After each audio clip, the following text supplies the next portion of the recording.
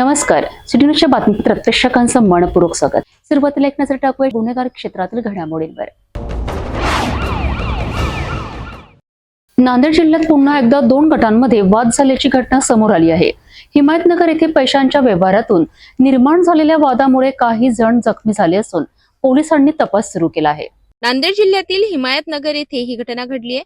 मिळालेल्या माहितीनुसार पैशांच्या व्यवहारातून 2 गटांमध्ये वाद निर्माण झाला. हा वाद वाढत जाऊन दोन्ही गटांमध्ये मारामारी झाली. या घटनेत काही धारदार वस्तूंचा वापर झाल्याची माहिती समोर येते आहे. यामध्ये 3 जण गंभीर जखमी झाले असून त्यांना उपचारासाठी ग्रामीण रुग्णालयात दाखल करण्यात आले. जखमींपैकी एका व्यक्तीची प्रकृती गंभीर असल्यामुळे पुढील उपचारासाठी नांदेड येथे हलविण्यात आले. या प्रकरणात काही स्थानिक व्यक्तींचा सहभाग असल्याची प्राथमिक माहिती मिळत आहे. तथापि अधिकृत तपास सुरू असून पोलीस सर्व बाजूंनी चौकशी करीत आहेत. नांदेड जिल्ह्यात मागील काही दिवसात घडलेल्या घटनांच्या पार्श्वभूमीवर ही घटना महत्त्वाची मानली जात आहे. उन्हें मेरे पैसे देना था, मैं पैसे मांग रहा था। अच्छा क्वालिटी होटल पे। अच्छा तो उन्हें क्या करा, इलियास जो वार्ड क्रमांक 15 से चुन के आया, मेंबर नगर सेवक। हाँ नगर सेवक, उसको बुलाया उन्हें। अच्छा उन्हें बोला तू साले बोले हमारे वार्ड के आदमी को पैसे कैसे क्या मांग रहा। हाँ मैं उसको खाने को पैसे दिया था अच्छा उधार। हाँ हाँ तो उन्होंने मेरे को क्या करे, बाद में मेरे को वहाँ भी मारे, हाँ। फिर उधर लेके गए, बाद में जम्बिया लेके आए उन्होंने 5-6 जनों। हत्यारा। हाँ हथियारा लेके हाँ। आए, फिर हमारे पूरे घर के मेंबरों को हथियारा से मारे। ये अभी 2 अंदर जो पेशेंट हाँ, थे एक मेरा वो चाचा है, एक मेरा भाई है। अच्छा हाँ तो वो कौन से हथियार थे उसमें? जम्बी तलवारा थे, 2-3 जम्बिये थे छोटे तो छोटे। कितने जनों थे मारने वाले तुम्हारे? 7 जनों थे, उनके नाम तो 7 जनों के नाम मालूम है? हाँ मालूम है। आपको सबको पहचानते आप? हाँ। ये तुम्हारा लेन देन का व्यवहार, काम हाँ, के व्यवहार 2000 का? रुपये मैं खाने को नहीं बोल के उधार मंगा, उन्हें खाली खुशुमत काट के मारा। अच्छा अच्छा हाँ मैं ये कैसा है राष्ट्रवादी को सपोर्ट करा था, उन्हें कांग्रेस से खड़ू अच्छा ये पॉलिटिकल बदला बोल के लिए वाला है समझो। हाँ ठीक तो हमारा विरोधी है उनके। अच्छा अभी वो 2 सीरियस है पेशेंट वो तुम्हारे? सीरियस है, मेरे को भी यहाँ आए लोग बहुत बुरा मार रहे लोग। ओके मेरे को भी टाके वो बैठ के अभी मार दूँ। मेरे चाचा को और भाई को बहुत खतरनाक मारा। ओके स्थानिक वाद वेळेत सोडवले नाहीत तर ते गंभीर स्वरूप धारण करू शकतात, हे या घटनेतून पुन्हा दिसून येते. नागरिकांनी कायद्याचा मार्ग अवलंबावा आणि शांतता राखावी असे आवाहन प्रशासनाकडून करण्यात येत आहे.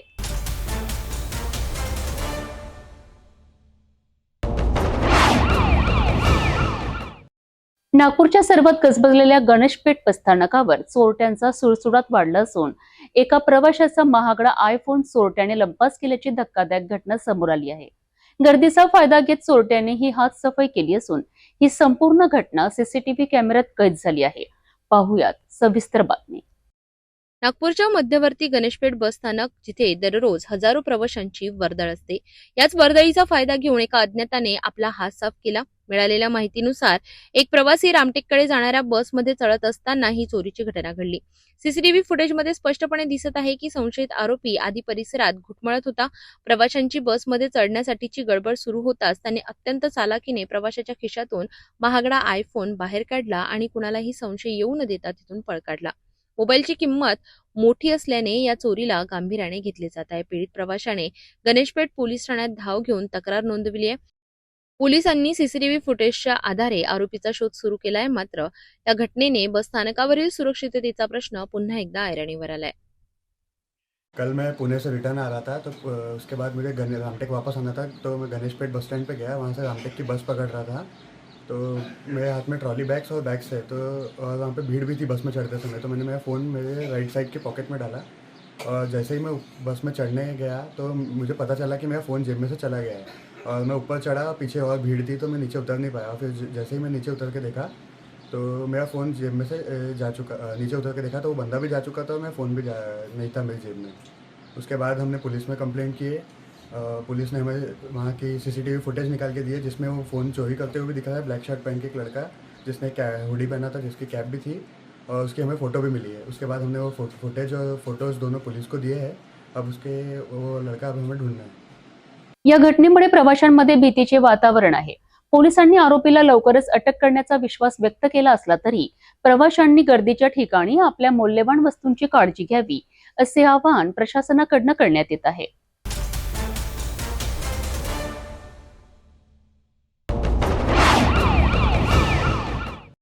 बुलढाणा जिल्ह्यातील धाड परिसरात एकाच कुटुंबातील 5 जणांना अन्नातून विषबाधा झाली असून या 3 निष्पाप चिमुकल्या भावंडांचा मृत्यू झाला आहे. एका हसत्या खेळत्या कुटुंबावर काळाने घाला घातला असून पोटच्या 3 गोळ्यांना खांदा देण्याची दुर्दैवी वेळ एका पित्यावर आली आहे. नेमकं काय घडलंय आणि सध्याची परिस्थिती काय आहे, पाहूया सविस्तर बातमी. बुलढाणा जिल्ह्यातील धाड येथे सोमवारची पहाट काळ रात्र ठरली. मोहम्मद वसीम जमदार यांच्या कुटुंबातील आई अफरीन, 3 मुली आणि 1 मुलगा यांचा रविवारपासून पोटदुखी आणि उलट्यांचा त्रास सुरू होता. सोमवारी सकाळी त्रास वाढल्याने सर्वांना तातडीने रुग्णालयात नेण्यात आले. मात्र नियतीला काही वेगळेच मान्य होते. उपचारादरम्यान 4 वर्षांचा मोहम्मद अली आणि 7 वर्षांची म्हशीरा यांचा मृत्यू झाला. प्रकृती गंभीर असल्याने आई अफरीन, फातिमा आणि अश्मिरा यांना बुलढाण्याला हलविण्यात आले. मात्र तिथेही मृत्यूने पाठलाग सोडला नाही. 8 वर्षांच्या फातिमाचीही प्राणज्योत मालवली. सध्या आई आणि 3 वर्षांची अश्मिरा यांच्यावर उपचार सुरू आहेत. अन्नातून विषबाधा झाल्याचा प्राथमिक अंदाज डॉक्टरांनी वर्तविला आहे. या घटनेने संपूर्ण धाड परिवारावर शोककळा पसरली असून वडिलांवर दुःखाचा डोंगर कोसळलाय. विषबाधेच्या या घटनेने संपूर्ण जिल्हा हादरला आहे. आपल्या घरातील अन्नाबाबत काळजी घेण्याचे आवाहन आरोग्य प्रशासनाकडून केले जात आहे. या चिमुकल्यांच्या मृत्यूने जमदार कुटुंबियांची कधीही भरून न निघणारी हानी झाली आहे.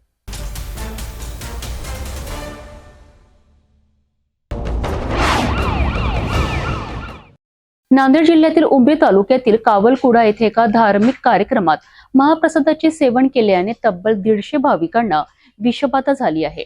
अन्नातून विषबाधा झाल्याने गावात एकच खळबळ उडाली असून रुग्णांना तातडीने रुग्णालयात हलविण्यात आले आहे. नांदेड जिल्ह्यातील उमरी तालुक्यातील कावलगुडा या गावात एका धार्मिक उत्सवाचे आयोजन करण्यात आले होते. या निमित्ताने आयोजित भंडाऱ्यात वरण भात, भाजी पोळी आणि विशेष करून खिरीचा महाप्रसाद भाविकांसाठी देण्यात आला होता. मात्र हा प्रसाद ग्रहण केल्यानंतर काही वेळातच भाविकांना मळमळणे आणि उलट्यांचा त्रास सुरू झाला. घटनेची माहिती मिळताच सामाजिक कार्यकर्ते कैलास गोरठेकर यांनी तातडीने धाव घेत सर्व रुग्णांना उमरी येथील ग्रामीण आरोग्य केंद्रात दाखल केले. सध्याला तर आपल्याकडे आलेली पेशंटची संख्या जी आहे ती पेशंटची संख्या 82 पर्यंत आलेली आहे आणि आणखीन पेशंट आहेत म्हणजे 51 पेशंट आणखीन येणार आहेत आपल्याकडे. तर सध्या आलेल्या पेशंटपैकी सर्व पेशंट स्टेबल आहेत. त्यांना प्राथमिक उपचार आपण दिलेला आहे. त्यांना लूज मोशन आणि व्हॉमिटिंग आहे की जे की फूड पॉयझनिंगचे सिम्पटम्स दाखवते. गावात काहीतरी कार्यक्रम असल्या ठिकाणी त्या लोकांनी तिथं आंबील पिलेलं होतं आणि त्यातून हे झाल्याचा प्राथमिक अंदाज आहे. तर बाकी आपण सॅम्पल वगैरे पाठवलेले आहेत त्यांचे आणि त्यांना आपण प्राथमिक उपचार दिलेले आहेत. सध्या पेशंट स्टेबल आहेत. 2 पेशंट थोडेसे क्रिटिकल वाटले, त्यांना आपण नांदेडला आता रेफर केलेलं आहे. ठीक आहे सर. रुग्णांची संख्या 150 पेक्षा जास्त असल्याने रुग्णालयात जागा अपुरी पडू लागली. अशा वेळी प्रसंगावधान राखून गोरठेकर यांनी खासगी मंगल कार्यालयात रुग्णांच्या उपचाराची सोय केली. सध्या जिल्हा शल्य चिकित्सक आणि आरोग्य अधिकारी परिस्थितीवर लक्ष ठेवून असून सर्व रुग्णांची प्रकृती स्थिर असल्याची माहिती मिळते आहे. कावलगुडा इथे लक्ष्मी मातेचा भवानीचा आंबिले हा कार्यक्रमामध्ये विषबाधा झाली. परंतु 150 ते 200 पेशंट आले होते उमरी इथे. सर्व पेशंट आता स्टेबल आहेत. परंतु काही 2-3 पेशंटचं थोडं डेंजर वाटत आहेत. बाकी सर्व पेशंट चांगले आहेत. इथली डॉक्टरची टीम खूप चांगलं काम केली, प्रशासन टीम चांगलं केली. सर्वजण याच्यामध्ये सहभागी होऊन उमरी नगरपालिका कर्मचारी असतील सर्वजण मिसळून चांगल्या प्रकारे या ठिकाणी हँडल झालेले आहे. महाप्रसादातून झालेली ही विषबाधा नेमकी कशामुळे झाली याचे नमुने तपासण्यासाठी पाठवण्यात आले आहेत. मात्र एकाच वेळी इतक्या मोठ्या प्रमाणात भाविक आजारी पडल्याने प्रशासनाची मोठी धावपळ उडाली आहे.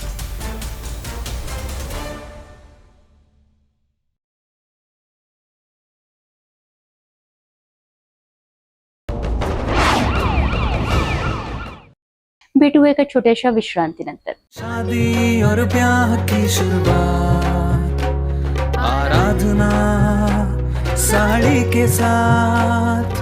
आराधना होलसेल शॉपिंग मॉल L2 बीझलँड कॉम्प्लेक्स, नांदगाव पेठ, अमरावती, जवाहर रोड, अमरावती. विश्रांतीनंतर पुन्हा आपले स्वागत. आता एक नजर महाराष्ट्रातील विस्तृत घडामोडींवर.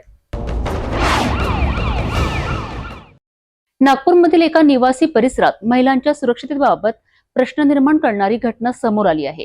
एका तरुणीशी गैरवर्तन केल्याप्रकरणी पोलिसांनी अवघ्या 24 तासात आरोपीला ताब्यात घेत जलद कारवाई केली आहे. नागपूरमधील एका निवासी परिसरात महिलांच्या सुरक्षिततेबाबत प्रश्न निर्माण करणारी घटना समोर आली आहे. एका तरुणीशी गैरवर्तन केल्याप्रकरणी पोलिसांनी अवघ्या 24 तासात आरोपीला ताब्यात घेत जलद कारवाई केली.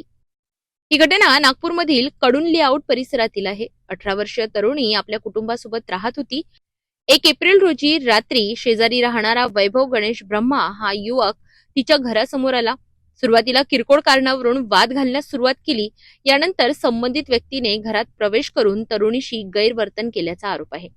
तरुणीने मदतीसाठी आवाज दिल्यानंतर कुटुंबीय तिथे पोहोचले. घटनेनंतर आरोपीने धमकी दिल्याची ही माहिती समोर आली आहे. या प्रकरणाची माहिती मिळताच पोलिसांनी तात्काळ कारवाई सुरू केली.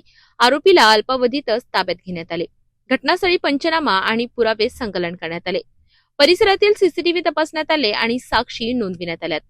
विशेष म्हणजे पोलिसांनी 24 तासांच्या आत तपास पूर्ण करून न्यायालयात दोषारोपपत्र दाखल केले. ही जलद कारवाई पोलिसांच्या कार्यक्षमतेचे उदाहरण मानली जाते. स्टेशनला तक्रार प्राप्त झाली संध्याकाळी 9:30-10च्या सुमारास. जी यातील मुलगी आहे तिचं वय 18 वर्ष पूर्ण आहे आणि ती कडू लेआउट येथे राहते तिच्या आई वडिलांसोबत. यातला जो आरोपी आहे हा वैभव गणेश ब्रह्मे वय 26 वर्ष, हा पण तिच्या बाजूलाच राहतो कडू लेआउट मध्ये. तर यामध्ये दिनांक 1 एप्रिलला हा जो आरोपी आहे हा फिर्यादीच्या घरासमोर गेला आणि तुमचा पुत्रा मला चावतो, ओरडतो आणि त्यांना तो अश्लील शिवीगाळ करू लागला. आणि घरात ती एकटीच त्याला दिसल्यामुळे तो घरात विनयभंगाच्या उद्देशाने घरात घुसला, तिचा हात पकडला आणि त्यामुळे तिचा विनयभंग झाला असं तिचं म्हणणं आहे. त्यानंतर तिचे आईवडील त्या ठिकाणी आले असता तिने आरडाओरड केला. त्या ठिकाणी तिचे आईवडील आले तर आईवडिलांना पण त्यांनी जीव मारण्याची धमकी दिली. आम्ही जसे तक्रार प्राप्त झाली तसे त्याला तात्काळ पोलीस स्टेशनला ताब्यात घेतलं आणि एकंदरीत पूर्ण तपास केला. या तपासामध्ये आम्ही घटनास्थळावर जाऊन पंचासमक्ष ई साक्ष केलेली आहे. नंतर फॉरेन्सिक व्हॅनला पण आम्ही तिथे पाचारण करून पूर्ण पंचनामा पण केलेला आहे. नंतर सीसीटीव्ही स्पीडिंग पण झालेली आहे आणि जे घटनास्थळावर साक्षीदार होते त्या साक्षीदारांचे बयान नोंदवून आम्ही तात्काळ मान्य कोर्टामध्ये 14 तासाच्या आत चार्जशीट पण दाखल केलेली आहे. आमचे प्रयत्न असे असणार की यामध्ये लवकर बोर्डावर केस येऊन आरोपीला तात्काळ मोठ्यातून मोठी शिक्षा झाली पाहिजे. या घटनेतून महिलांच्या सुरक्षिततेचा मुद्दा पुन्हा एकदा समोर आला आहे. अशा प्रकारच्या घटनांमध्ये तात्काळ तक्रार नोंदविणे आणि कायदेशीर मदत घेणे अत्यंत महत्त्वाचे आहे.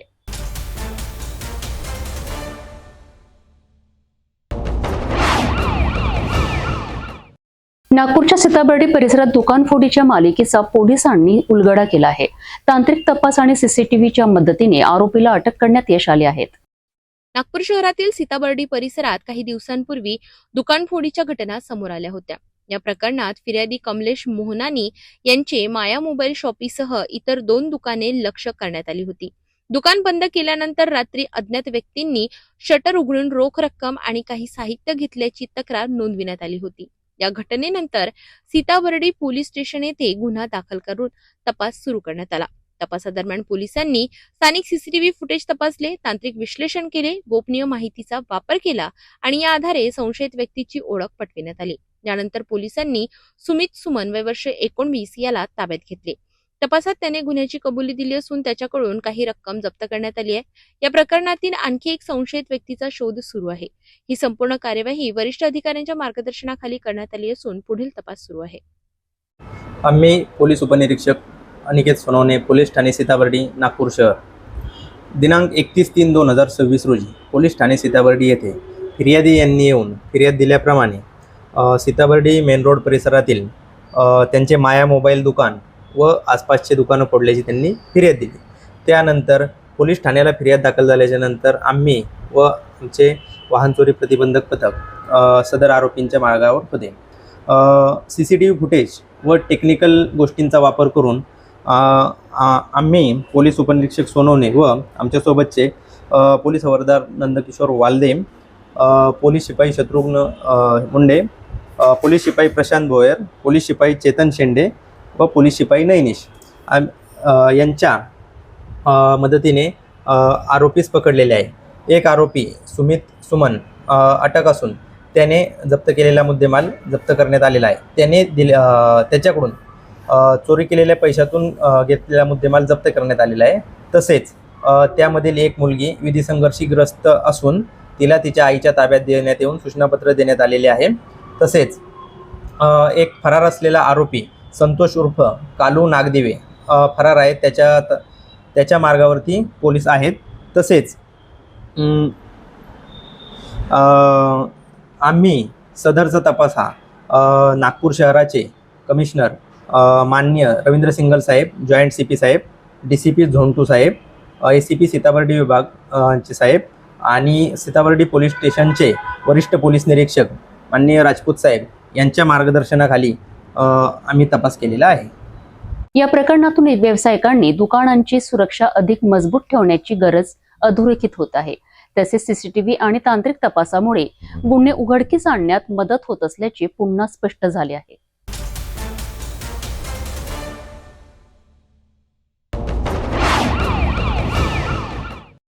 अमरावती जिल्ह्यातील धामणगाव रेल्वे तालुक्यात मंगरूळ दस्तगीर पोलिसांनी फिल्मी स्टाईलने पाठलाग करून अवैध गोवंश तस्करीचा मोठा प्रयत्न हाणून पाडला आहे. एका मालवाहू पिकअप मधून अत्यंत क्रूरपणे नेल्या जाणाऱ्या 12 गोवंशाची पोलिसांनी सुटका केली आहे. काय आहे हा संपूर्ण थरार, पाहूया या विशेष रिपोर्टमध्ये. धामणगाव रेल्वे तालुक्यातील मंगरूळ दस्तगीर पोलीस स्टेशनच्या हद्दीत मध्यरात्रीच्या सुमारास हा थरार घडला. पोलीस पथक गस्तीवर असताना त्यांना एक संशयास्पद पिकअप वाहन येताना दिसले. पोलिसांनी वाहन थांबविण्याचा इशारा केला, मात्र चालकाने वेग वाढवून पळ काढला. त्यानंतर पोलिसांनी कोणतीही दिरंगाई न करता फिल्मी स्टाईलने या वाहनाचा पाठलाग सुरू केला. काही अंतरावर पोलिसांनी या वाहनाला घेराव घालून ताब्यात घेतले. जेव्हा पोलिसांनी वाहनाची झडती घेतली तेव्हा सर्वांनाच धक्का बसला. पिकअपमध्ये तब्बल 12 लहान मोठे गोवंश अत्यंत दाटीवाटीने कोंबलेले होते. दुर्दैवाने यात एका गोवंशाचा मृत्यू झाला होता, तर उर्वरित 11 गोवंश गंभीर अवस्थेत होते. पोलिसांनी तातडीने या सर्व गोवंशांना मुक्त करून धामणगाव येथील गोरक्षण केंद्रात सुखरूप पोहोचविले. ही धाडसी कारवाई ठाणेदार शरद आहेर यांच्या मार्गदर्शनाखाली त्यांच्या पथकाने यशस्वीरित्या पार पाडली. पोलिसांच्या तत्परतेमुळे मुक्या जनावरांना जीवनदान मिळाले असून परिसरात या कारवाईचे मोठे कौतुक होत आहे. या कारवाईमुळे अवैध तस्करी करणाऱ्यांचे धाबे दणाणले आहेत. सध्या पोलिसांनी वाहन जप्त केले असून पुढील तपास सुरू आहे.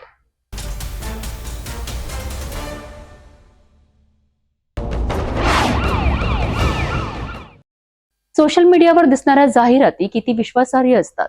नागपूरमध्ये एका ज्येष्ठ नागरिकाला ऑनलाईन गुंतवणुकीच्या आमिषामुळे मोठा आर्थिक तोटा सहन करावा लागलाय. पोलिसांनी या प्रकरणात तात्काळ कारवाई करत काही रक्कम परत मिळवण्यात यश मिळवलं आहे. नागपूरच्या रामनगर परिसरातील 82 वर्षीय निवृत्त लष्करी अधिकारी चंद्रमोहन रणधीर हे मोबाईलवर रील पाहत असताना त्यांना एका गुंतवणुकीशी संबंधित जाहिरात दिसली. या जाहिरातीतील देशातील उच्च पदस्थ व्यक्तींची नावे वापरून नागरिकांना आर्थिक फायदा होईल असे दाखविण्यात आले होते. विशेष म्हणजे कमी रक्कम गुंतवून जास्त परतावा मिळेल असा दावा करण्यात आला होता. या जाहिरातीवर विश्वास ठेवून त्यांनी सुरुवातीला 16,000 रुपये गुंतवले. त्यानंतर त्यांना अधिक परताव्याचे आश्वासन देत वेळोवेळी वेगवेगळ्या खात्यांमध्ये पैसे भरण्यास सांगण्यात आले.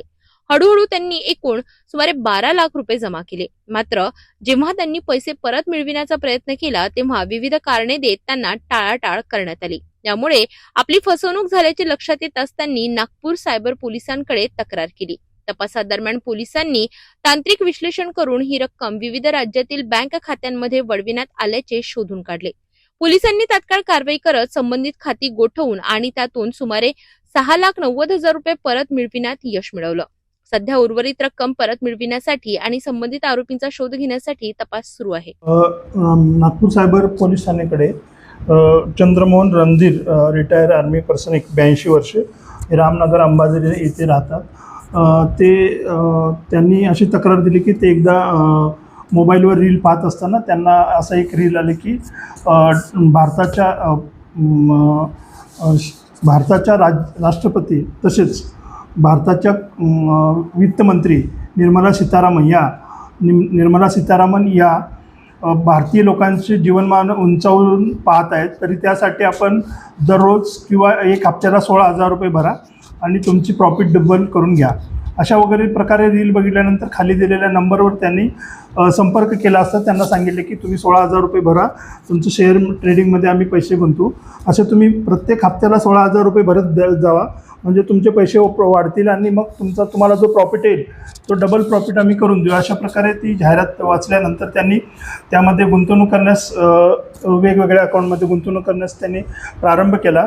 प्रथमतः त्यांनी 12,000 रुपये भरले, नंतर 21,000 असे भरत 12 लाख रुपये त्यांनी भरले. त्यानंतर त्याच्या लक्षात आले की सदरचं त्यांनी भरलेले पैसे ते प्रॉफिट वाढत आहे, परंतु प्रॉफिट जास्त दाखवत आहे, परंतु काढण्यासाठी टॅक्स पाहिजे, ह्या पाहिजे असे प्रकारे त्यांना बहाणे सुचवत गेले. त्यानंतर त्यांच्या लक्षात आले की आपली फसवणूक झाली आहे. त्यांनी आपल्या इकडे national cyber crime reporting portal येथे आपण तक्रार भरून घेतल्यानंतर सदरची रक्कम पश्चिम बंगाल आणि इतर राज्यामध्ये गेल्याचे लक्षात आल्यानंतर तात्काळ सदरचे अकाउंट फ्रीज करून त्यांना त्यापैकी 6,90,000 रुपये आम्ही परत करण्यास यश प्राप्त केलेलं आहे माननीय न्यायालयाच्या मार्फतीने.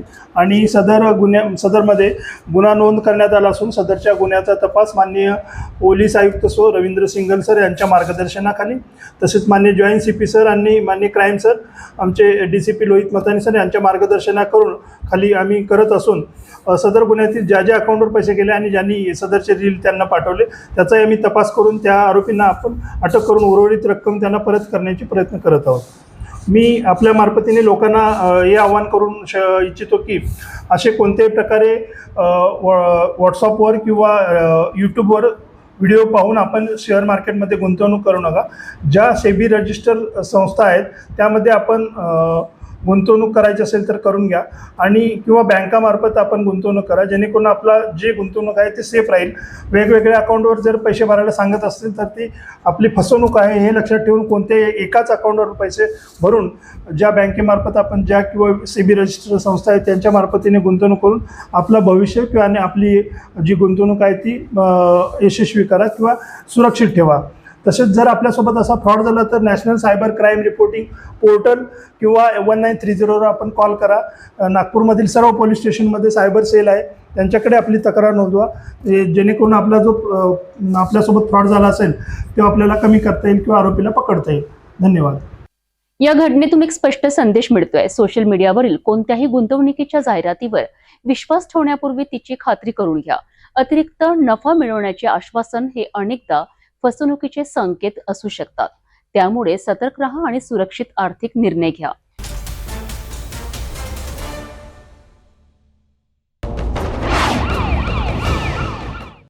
रेल्वे प्रवासादरम्यान मौल्यवान वस्तू सुरक्षित ठेवणं किती महत्त्वाचं आहे याचं उदाहरण नागपूरमध्ये समोर आलं आहे. एका प्रवाशांच्या कुटुंबासोबत घडलेल्या चोरीच्या घटनेचा पोलिसांनी यशस्वी तपास करून उलगडा केला आहे. ही घटना 28 मार्च 2026 रोजीची आहे. बिकानेर एक्सप्रेसमधून रायपूर ते उज्जैन प्रवास करणारे हरिश्चंद चांदवानी आणि त्यांचा परिवार रात्री झोपले होते. प्रवासादरम्यान त्यांच्या पत्नीने आपली पर्स डोक्याखाली ठेवली होती. या पर्समध्ये सोन्याचे दागिने आणि रोख रक्कम होती. 29 मार्चच्या पहाटे सुमारे 2:15 वाजताच्या सुमारास नागपूर रेल्वे स्टेशनवर गाडी थांबली असताना त्यांची झोप उघडल्यावर पर्स जाग्यावर दिसली नाही. नंतर शोध घेतला असता पर्स बाथरूममध्ये सापडली, मात्र त्यातील मौल्यवान वस्तू गायब होत्या. या प्रकरणी पोलिसांनी तात्काळ गुन्हा नोंदवून तपास सुरू केला. तपासादरम्यान 200 पेक्षा अधिक CCTV फुटेज तपासण्यात आले. या फुटेजच्या आधारे एक संशयित व्यक्ती ओळखण्यात आली. तसेच तांत्रिक विश्लेषणातून काही मोबाईलची माहिती मिळाली, ज्यामुळे तपास पुढे गेला. या माहितीच्या आधारे पोलिसांनी नांदेड येथे पथक पाठवले. तपासादरम्यान संबंधित व्यक्ती प्रवास करीत असल्याची माहिती मिळाल्यानंतर विविध वाहनांची तपासणी करण्यात आली. अखेर नागपूरमध्ये संबंधित संशयित व्यक्तीला ताब्यात घेण्यात आले. आरोपी रोहित दुयेवार वय वर्ष 23 हा उच्च शिक्षण घेत असलेला विद्यार्थी असल्याचे समोर आले. चौकशी दरम्यान त्याने गुन्ह्याची कबुली दिली असून त्याच्याकडून सुमारे 17 लाख रुपयांचे दागिने जप्त करण्यात आले आहेत. उर्वरित मालाचा शोध सुरू आहे. प्राथमिक तपासात असेही समोर आले की आर्थिक कारणांमुळे त्याने हा मार्ग निवडला. या घटनेतून एक महत्त्वाचा संदेश मिळतो. प्रवासादरम्यान मौल्यवान वस्तू सुरक्षित ठेवणे अत्यंत आवश्यक आहे. तसेच आर्थिक अडचणींमुळे चुकीचे निर्णय घेणे किती गंभीर ठरू शकतात हेही या प्रकरणातून दिसून येते.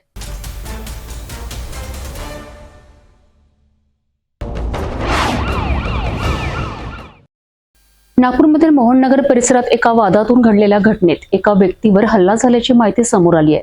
या प्रकरणी पोलिसांनी तत्पर कारवाई करत एका संशयिताला ताब्यात घेतले आहे. मोहननगर परिसरात 8 एप्रिल रोजी दुपारच्या सुमारास ही घटना घडल्याची माहिती आहे. अमोल देशमुख यांनी दिलेल्या माहितीनुसार जुन्या वादातून संशयित व्यक्तीवर हल्ला झाल्याचे प्राथमिक तपासात समोर आले. या घटनेनंतर पोलिसांनी तात्काळ घटनास्थळी धाव घेतली आणि परिस्थिती नियंत्रणात आणली. तपासादरम्यान संबंधित व्यक्तीची चौकशी, परिसरातील माहिती संकलन आणि संशयितांचा शोध या आधारे एका आरोपीला ताब्यात घेण्यात आले. सदर प्रकरणातील इतर काही संशयितांचा शोध पोलिसांकडून सुरू असून पुढील तपास सुरू आहे. रॉड्रिक अँथनी डॅनियल या इस्माला पूर्व वैमनशामधून आरोपी अंबुलाला उर्फ उमेश पैसा डेली, आकाश गेडाम, पियुष वाडेकर आणि रोपलाला या चौघांनी मोहननगर या परिसरामध्ये हत्याराने व हाताबुक्कीने मारहाण करून गंभीर जखमी केले होते. फिर्यादीच्या तक्रारीवरून गुन्हा दाखल होता. या गुन्ह्यामधील आरोपी अंबुलाला उर्फ उमेश मनोज पैसा डेली हा गुन्हेगारी प्रवृत्तीचा असून यापूर्वी त्याच्यावरती गंभीर गुन्हे दाखल आहेत. त्याचबरोबर प्रतिबंधक कारवाई पण झालेली आहे. परंतु याचे फिर्यादीसोबत किरकोळ कारणावरून पूर्व वैमनस्य होते. त्यातून त्यांचा जानेवारी महिन्यामध्ये वाद झाला होता. त्या वादाचं राग मनात धरून घटनेदिवशी आरोपीने इतर साथीदारांच्या मदतीने फिर्यादीला मोहननगर परिसरामध्ये चाकू व इतर हत्याराने मारून गंभीर जखमी केले होते. त्याच्या अनुषंगाने गुन्हा दाखल आहे. गुन्ह्याच्या तपासामध्ये यातील पियुष वाडेकर याचा गुन्हे प्रकटीकरण कक्षाच्या अधिकारी अंमलदारामार्फत शोध घेऊन त्याला गुन्ह्यामध्ये अटक केली आहे. बाकी आरोपींचा गुन्ह्याचा तपास करून शोध घेणे सुरू आहे. 3 जो आहे पियुष वाडेकर याला तपास कमी अटक केली आहे. त्याचं राहणं त्याच परिसरामध्ये लालाचा बगीचा, खालाशी लाईन, मोहननगर आणि फिर्यादी देखील त्याच परिसरात आहेत. सर्व आरोपी एकाच परिसरातील आहेत. इतर आरोपींचा शोध घेऊन गुन्ह्याचा अधिक तपास करीत आहोत. जुन्या वादातून निर्माण होणारे तणाव टाळणं आणि वेळेवर संवाद साधणं अत्यंत गरजेचे आहे. कायद्याच्या चौकटीत राहून वाद सोडवणे ही सुरक्षिततेची गुरुकिल्ली आहे.